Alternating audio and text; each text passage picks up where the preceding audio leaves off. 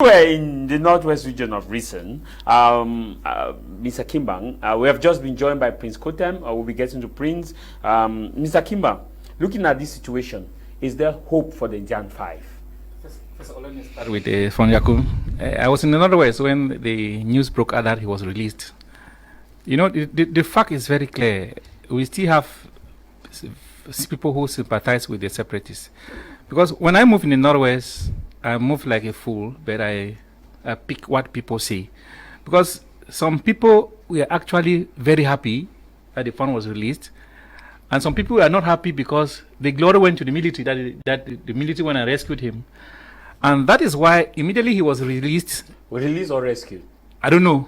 We are going by official. Because immediately he was rescued or released, there was an audio that started circulating where the boys are discussing. Yeah, somebody sent the audio to me. Where they have already allowed the fund, and the fund was moving freely in the village, and so on and so on.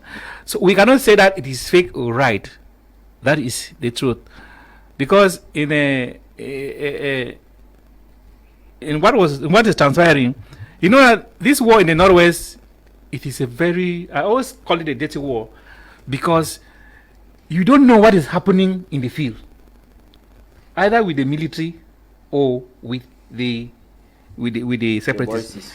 Yes, because there are times somebody is telling me that, although I have not dared to travel to places like Kumbu, somebody is telling me that when we reach here, there is a checkpoint for the military, and in front there is a checkpoint for the separatists. My question is, why can they not go and attack the separatists who are standing in front? Then it's as if the other day I was listening. I was listening to was it? Yes, I was listening to the Dio of Ndop, when one guy from my village was killed, who was transporting medals to Babisi. The phone say, why can't you people, you know where their camps are? Why can't you not move to their camps? My question was, if they don't know that this is where their camps are found, why can he not send his military to go and attack their camps? Yeah, because he's the representative of the head of state in that area. So when you look at this issue of the separatists and the military, I seems not to understand what is really happening. Because as a layperson, you know, this is a war that those who are suffering are us, the lay people. The separatists are there, they are playing their games with the military, and some of the military, they are taking advantage of this war to make a lot of money. And truly, when you look at it, what is happening? It's as if some people don't like that this war should come to an end. Because it has given the military a leeway to harass anybody on the street at any time and extort money from the person. It has given the thieves, some of these thieves, the leeway to come to your house and say they are separatists, kidnap you and take money. So we are living in the very precarious times in the northwest and the southwest. Then coming to the Indian Five. Indian Five. Let me not dash the hopes of the families of those people, but truly I doubt whether they are still alive, because when Fon Yakum was in captivity, there was a time that we saw a video where they brought him out, and he made a video pleading with the government to intervene and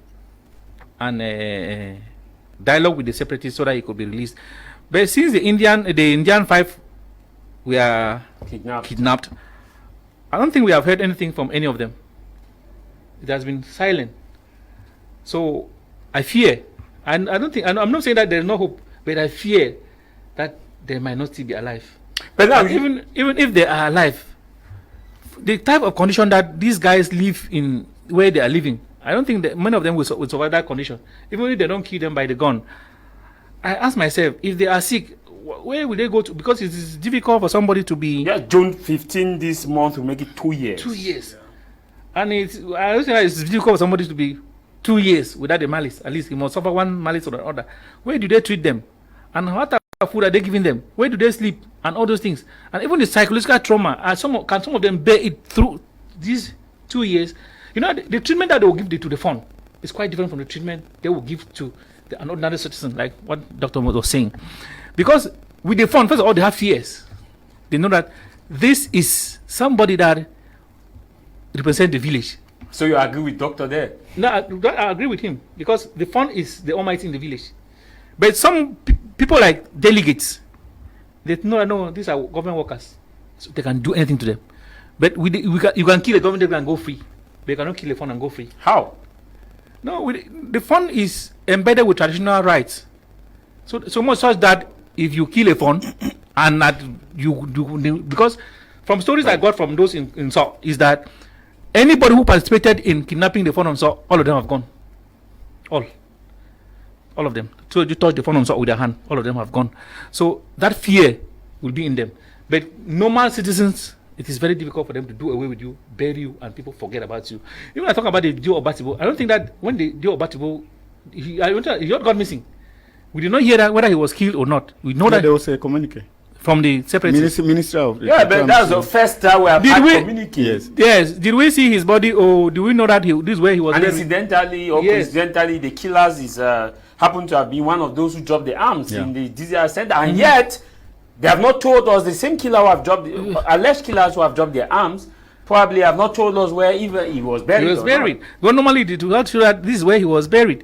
So we are even if the government, there was a communique. It was during that time when the crisis was very at its peak, and anybody that was kidnapped during that time, it was just like it's the mercy of God. But I want to say that all in all, when I moved in the Northwest, my problem is, what can I tell this government? Because this crisis, the way it is going, what suggestions can I give to this government so much so that this crisis can come to an end? First, I always say that most of the military guys, the young guys who have been sent on the fields, particularly the police, the way they harass little boys on the street in Boya, in Bamida, and all the rest, they are the people who fuel this crisis. Because when you make a young man to know that I cannot enjoy my country, I live in this country as if I'm a stranger, you are making him to believe that he should resist. Yesterday I watched a video in Boya where a boy went out through death, and the police held him that he should say, bring his ID card. He said, this is my house, let me move to my house and get my ID card. They harass him, they almost strip him naked. These are the type of action that make people to believe that they have that mind that the government is not protecting us. Whereas the government is doing its best to make sure that we live in a peaceful and enjoyable country.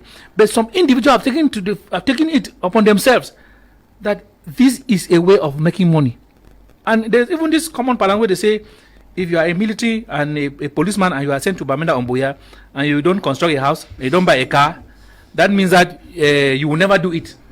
That is a very wrong conception that some of these youth they have. I think that as people that love this country, we should look at ways to build this country. We should not present the country as this country is the worst of countries in the world. As a young man who loves this country, if you are sent anywhere and you are dealing with people, please treat them like your brothers and sisters. Treat them like people that you will meet them tomorrow. Don't behave as if you are a god. You are a servant. You have to save them. You have to listen to them. Not that you come to extort them. So I want to believe that the Indian 5, let's just hope that they are still alive, but I doubt. We'll be coming back to you.